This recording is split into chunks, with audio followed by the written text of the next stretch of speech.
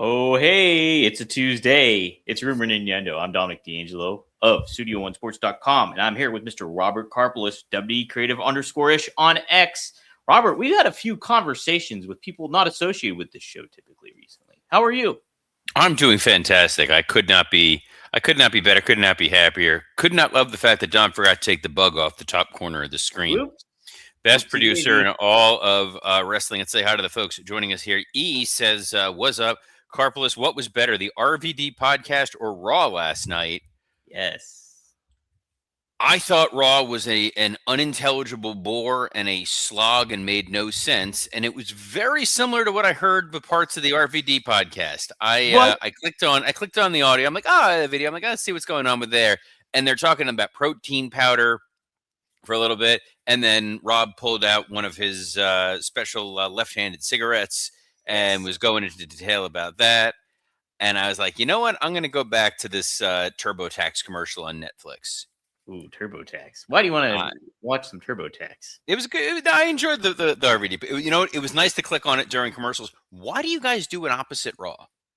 We just decided to do it on Monday nights. Why not? Like, it's because it's the one time when I'm like, well, I'm definitely not watching anything other than Raw, so I can't pay attention. So it's like I'm hearing it. He's in the middle of telling an interesting anecdote. I'm like, now I got to go back to Raw. Yeah. For you people like J. Wade Walters says, morning rumor heads. Oba Femi is our modern day Monday night doctor, Red Cross worker we need right now. We'll talk some Oba Femi. Cammy Star throwing us an after morning. Wrestling Old Head says, good after morning all. Guys, so much to cover today. So little time. And Legs Louie saying a happy Tuesday, R&I. Happy Tuesday. Caspian. Supperoo, homies. Okay, what's up, man? All right, Dre Owens. Congratulations to Jillian Garcia on her marriage. She got married. I don't know if it's Lillian Garcia or his friend Jillian Garcia, who just got a free shout out on our show. Either way. No, I would hope it's his friend Jillian Garcia, because I'm not a fan of Lillian Garcia. Oh, she did get married. Yeah, I don't really like Lillian Garcia. That's don't see eye to eye? It's only from working with her. Oh. Did she announce your name improperly? No, she was just not the easiest individual with which to work with. So here's what's weird, folks. Speaking of people not easy to work with, I have done about 1,000 podcasts in the last 24 hours. I did one with Scott Chaplin, where we talked all things AEW Dynasty. I did one by myself for Something to Sports Entertainment, with talking all things Monday Night Raw. And I did one with Dominic D'Angelo and Natty Neidhart, talking LFG and the Dungeon. And as of this morning, none of them existed anywhere. None. And that's why Dom is the best producer that we've got going here. From what I understand, the Natty one, do we have the video? Do we have it? I have it. I have to wait until the week of to premiere the interview, just to help promote LFG. Would have been nice for you to tell me that, because we were promoting her Bloodsport match against Shayna Baszler against the BRCW Women's Champion, which is coming up this Friday. Yes. I did not know it had to be waited until after the fact. Best producer in wrestling, but fear not, because last week we had an insane conversation with Vampiro, and Dom, one of the fine folks, going to be able to hear that. Tomorrow, that'll be up. Tomorrow, since Mr. D'Angelo is heading to Las Vegas, and apparently I'm not able to log in and do this show by myself. Which is weird. We should try to set that up somehow. I don't know. Yeah, that sounds like a full. I used to be able to do that under the old regime with the old co-host, but sadly he was eaten by bears. Oh, well. Don't Google that. Dom, we got a lot to talk about, because we weren't here yesterday, and yet it's like, I've already talked Dynasty, I've already talked Raw. All these things have happened, but not with you fine people. No. Robert, what did you think of AEW Dynasty? I did not get to watch it, but I know you did. So Dynasty answers the age-old question, what if a tree fell in the woods and no one was around? Would it register on the internet? And the answer was sadly no. So Dynasty was a good to great show with Scott Chaplin and I. We don't utilize Dave Meltzer's stupid stars. Any moron on the planet's using stars. We use the true Meltzer, Scotty Meltzer. Dave Meltzer's brother, and this is true, is a corporate magician and juggler. Scotty. Scotty Meltzer. His signature is the flaming bowling pin. So we utilize the Scotty Meltzer flaming bowling pin ranking of 1 to 5. Scotty Meltzer, by the way, filmed a video for us for Dan St. Germain's birthday a few years ago, juggling flaming bowling pins to wish Dan a happy birthday. Are you serious? Oh, there are jokes that take years in the making to pay off. So happy to finally get that joke paid off in real life. But does he have Cameo? How did you? Is that what Scotty Meltzer has Cameo or something? How did you? Bro, I got my sources. I go direct to the source like the teat of a cow.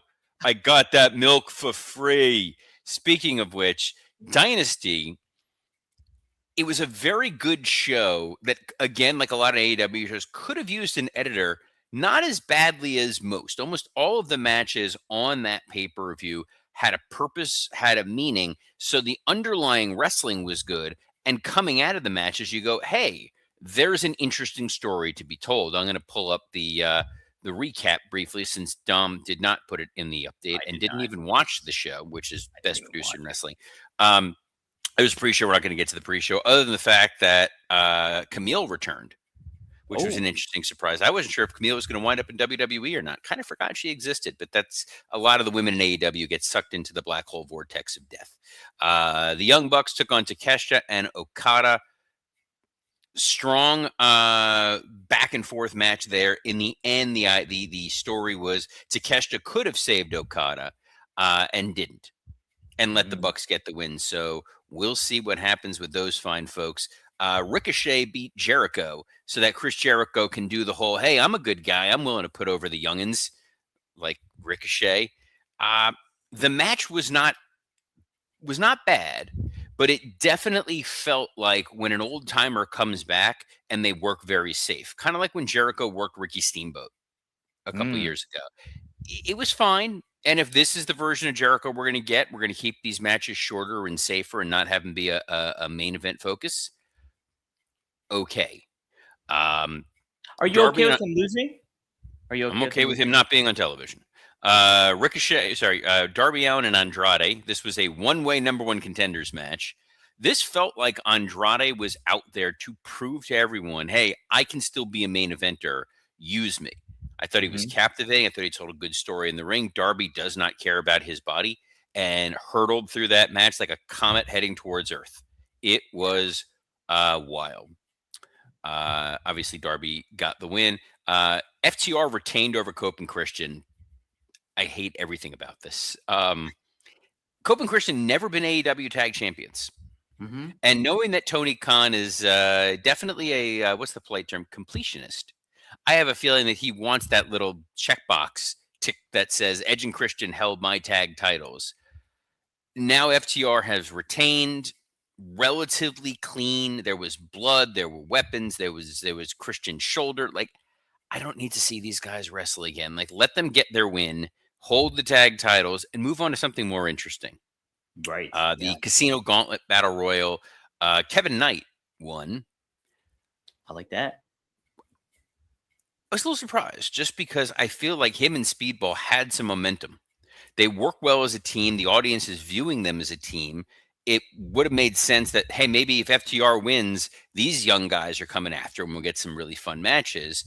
Instead, Kevin Knight is now the TNT champion. So he's going to have singles matches, which means Speedball is going to have singles matches, which worse means Speedball is going to cut promos. Ooh, I like his. That that Moose, he walked into the middle of the road and he got in my way. And you know what I had to do? You know what I had to do to that Moose? I had to wait politely until he moved. That's not what I'm going to do to you. The promo. Lance Archer. Jamie Hayter and Thekla. I like both of these women quite a bit. Big Jamie Hayter fan. This was nothing with nothing. It was a very long match with a very flat finish. Moxley and Ospreay went out there and murderballed one another, and Moxley retained with the idea that, hey, Ospreay's injured neck and shoulder and all that was still susceptible.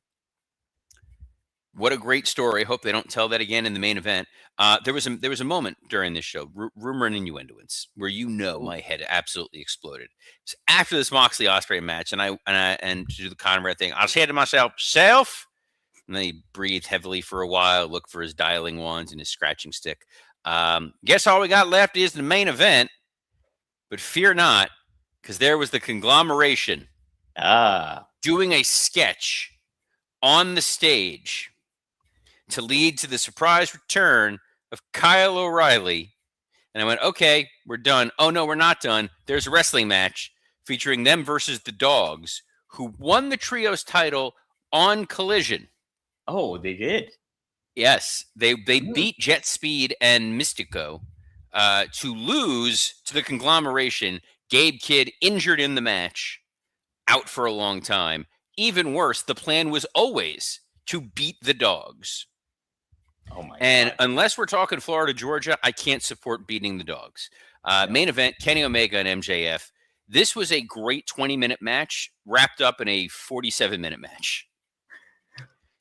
This thing went on for a long time. They did all of the moves, and Kenny Omega was 100% from his stomach, except he wasn't. He got hit in the tummy with the Dynamite Diamond ring, and tummy punch didn't beat him. He ultimately lost via pile driver and then heat seeker pile driver. And MJF is still your champion. And now they're doing MJF and Darby for free on Wednesday. We will talk about that tomorrow, because apparently contractually we are required to talk about Monday Night Raw. Oh yes, Raw did happen, and I did watch Raw, as a matter of fact.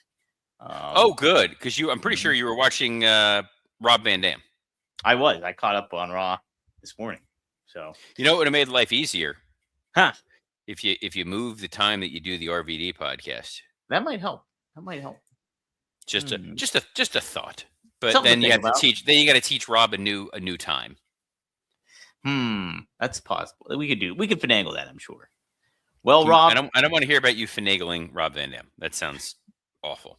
Well, other Rob. But no, by the way, that was why when I clicked in for 5 minutes and he was telling a story, he's like, "Oh yeah, my friend Rob wanted me to ask you this," and I went, "Wait, that wasn't me. There's a third Rob in your life." There's a third Rob. This is some Robert DeFelice from WrestleZone days, back in the WrestleZone days. Is his middle initial D, or is his name DeFelice?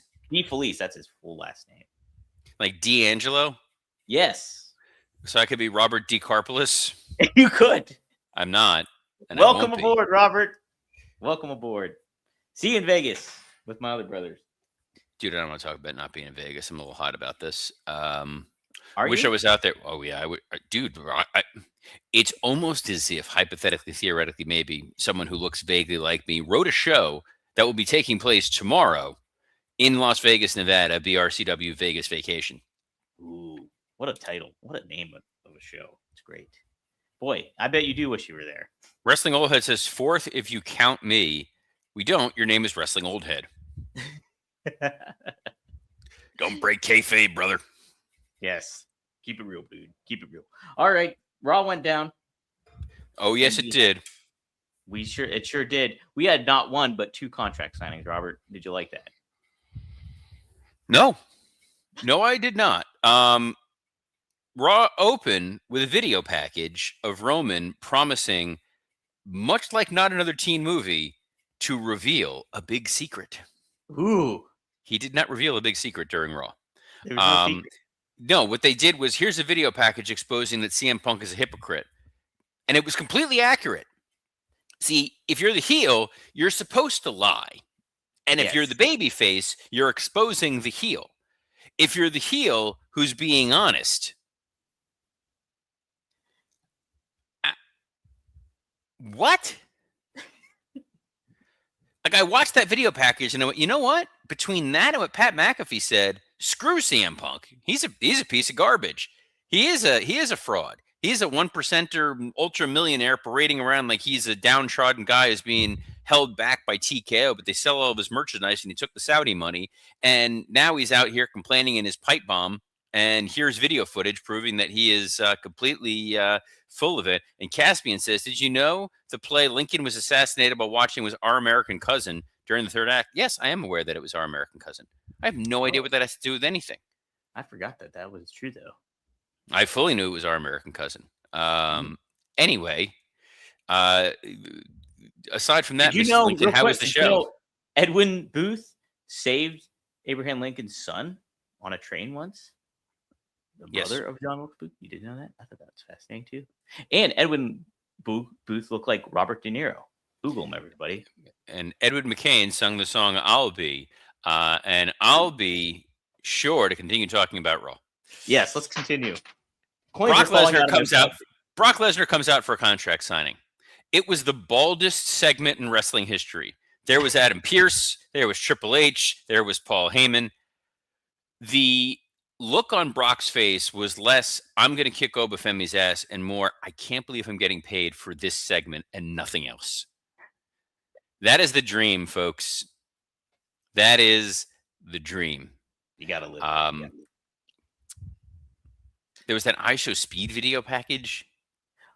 Didn't Tama Tonga get in trouble for like showing what was going on like during training?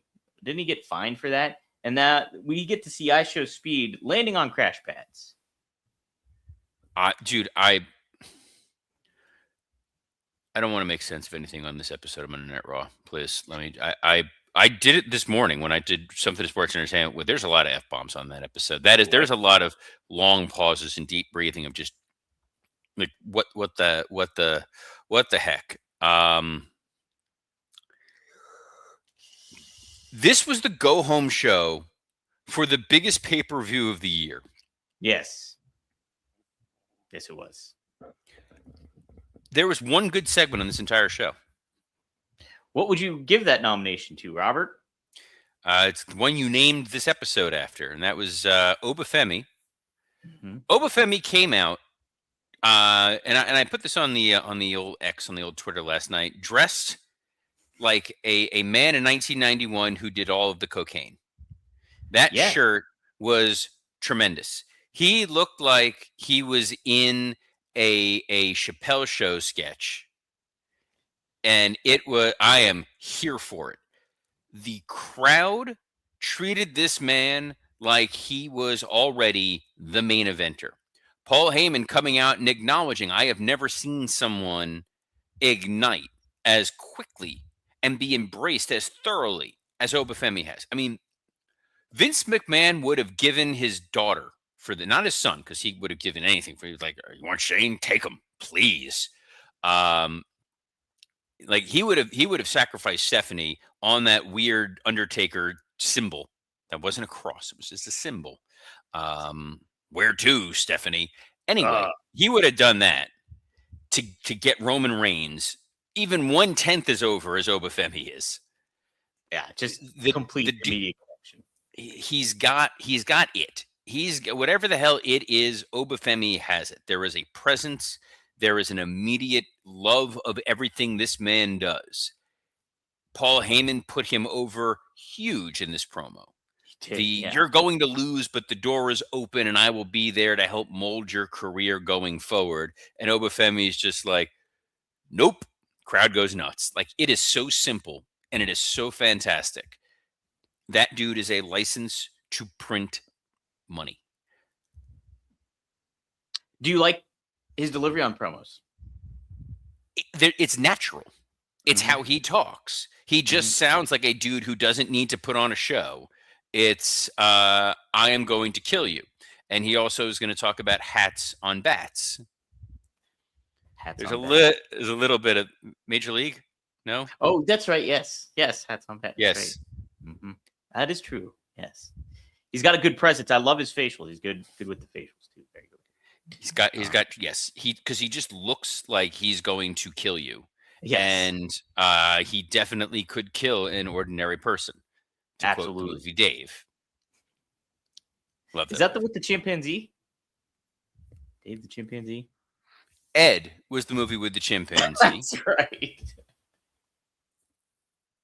And I hate that movie, Ed. I've never seen that movie, Ed. Matt I've never LeBlanc's in seen it. it either.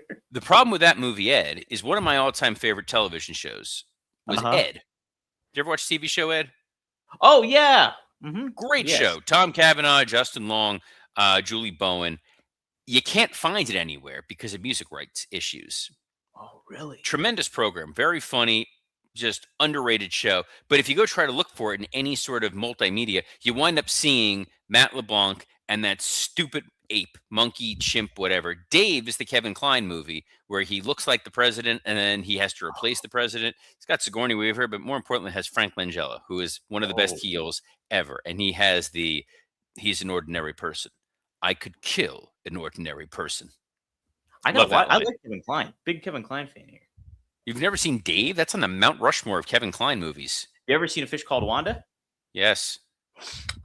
Yeah, I love Fish Called Wanda. It's fine. It's not a bad movie. It's not a great movie. Dave is where it's at. All right. Devin Dowling asks, did they use Ross Geller's monkey? No, they did not. That was a capuchin monkey. Oh. That was the monkey that was used in Outbreak. Oh. That monkey also bit David Schwimmer. That's why they wrote off Marcel. Poor Marcel. Why these are things I know in my brain, beyond me. Well, this is what happens when you get a lackluster go-home WrestleMania Raw. Well, then there was the main event. So there was a moment on Raw that was unintentionally, like, I feel like I made the universe happen. Mm-hmm. So there's a backstage segment with Io and Asuka and Kyrie, and Asuka eviscerates Io by saying, like, last year you were the champion, this year you are someone's sidekick. So I had tweeted yeet, and then immediately Jey Uso was on television. That's what happens. It's like the Joe Henry thing. Say his name. Like, it was like the falling off of Jey Uso from a year ago to now. It's hilarious. But fear not, because Gunther had a segment with Seth Rollins. That's all you got to say about that. They had a segment.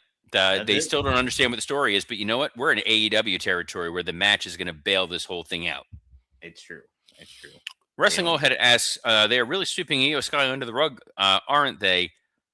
We'll get to WrestleMania predictions later this week, but I would suspect if you're walking with your ankle and you were to pivot that ankle, to steal a Ross Geller line, going in a different direction, your heel would be in a turning motion. Oh, interesting. You know, it wasn't interesting. You know, it wasn't interesting. You know, it wasn't interesting. We keep this on the flipping rails here. The main event of Raw, which I'm pretty sure was sponsored by Better Health or Better Help. Is it Better Help or Better Health? Better Help. Better Help. Michael Phelps actually was a keynote speaker at a corporate event I was at years ago, and he talked about Better Help. Unrelated to why he was there, but he was like promoting it. The man inhaled so much chlorine and other chemicals, but primarily just a brain dead oaf. Really? And he was trying to give one of those big corporate speeches. And I've sat through a number of these corporate speeches where they're trying to talk to like sales guys primarily. But it's a lot of like, I had the goal of becoming a gold medalist. So I went into the pool and I swam the laps because I had my eye on the gold medal. And you have your eye on your sales goals. Oh no. This sounds awful. And it went on for like an hour. Oh my God. Like I would have rather Kane with the voice thing. Oh yeah. I am here to talk about your sales Linda. Yes.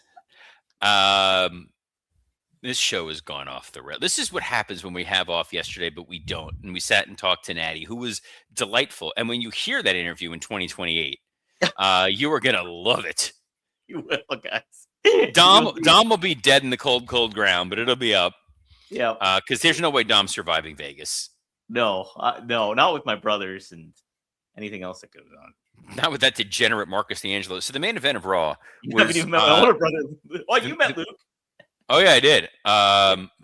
Man, your poor parents. It's like a 90s NBC sitcom. It's brutal. Yes. Oh, you would have been played by Breckenmeyer at this point. Hey, at least he had hair.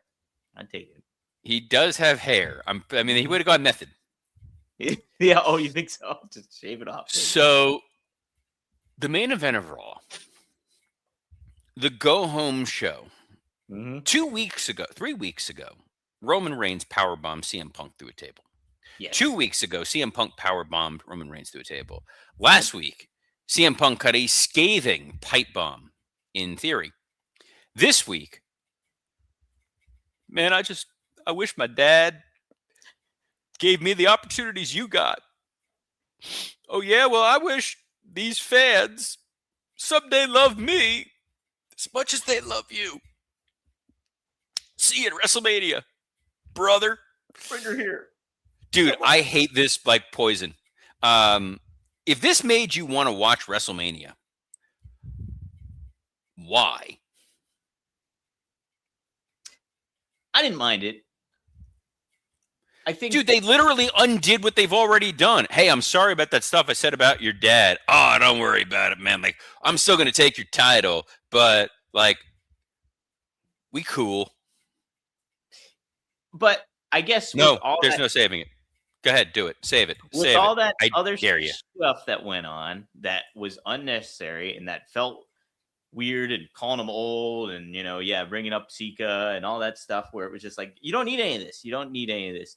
They did kind of, I think, right the wrongs in that way, and still makes it intriguing because you got CM Punk doing his like, tell me when I'm telling lies, and then you got Roman kind of just firing right back at him, and then you set it up. So I don't think they really took anything away from it. I think it kind of just maybe corrected course in a way for the match. I think.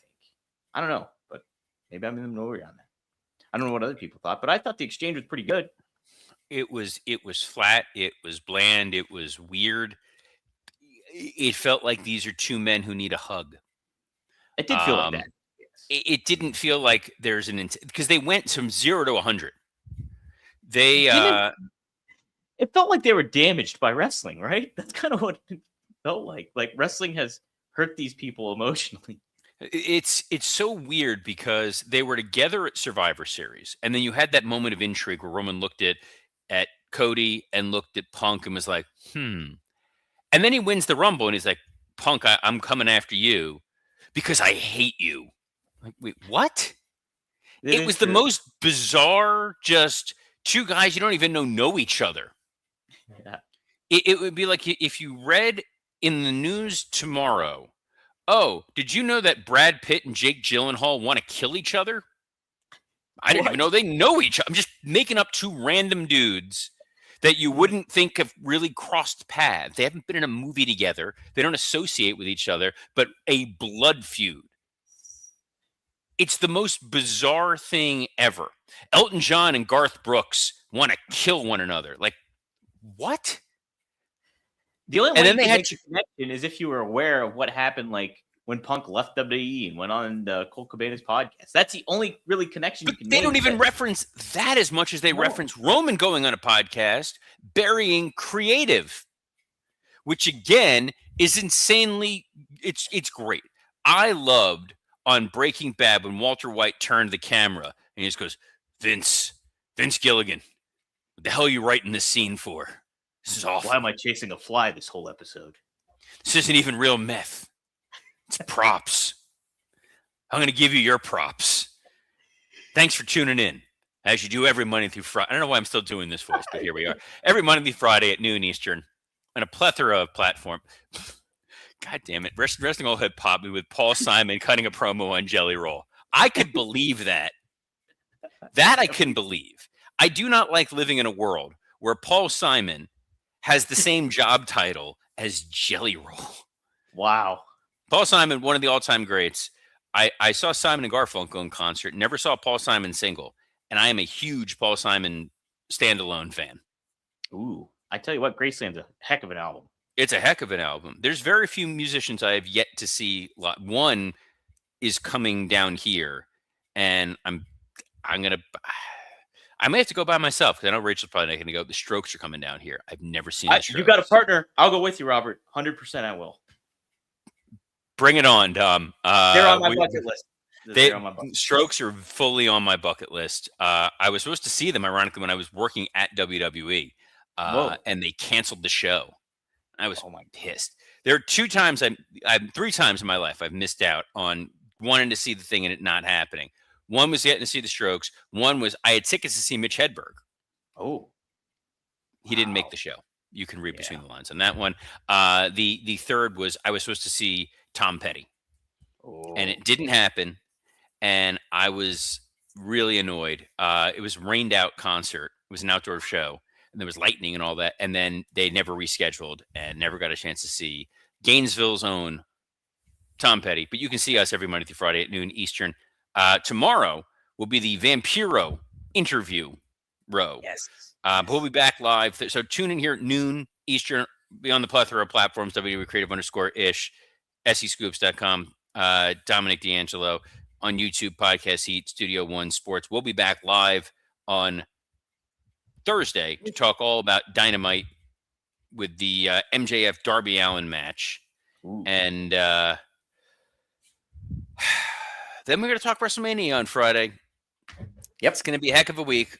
It's the best week in being a wrestling fan ever. Even a bad, it's like pizza. Even bad pizza is still pizza. Even bad WrestleMania is still WrestleMania. Even if it's that Bryan Danielson Sheamus match that I was there for in Miami and was like, yeah, I used words only Marcus D'Angelo would use. But I'm not talking to Marcus D'Angelo. I'm talking to the best producer in all of the wrestling world who for some reason hates sleeves. So on behalf of Sleeveless Dominic D, I'm Robert Karplus. Best of luck in your future endeavors. Sleeves are for losers. Shh.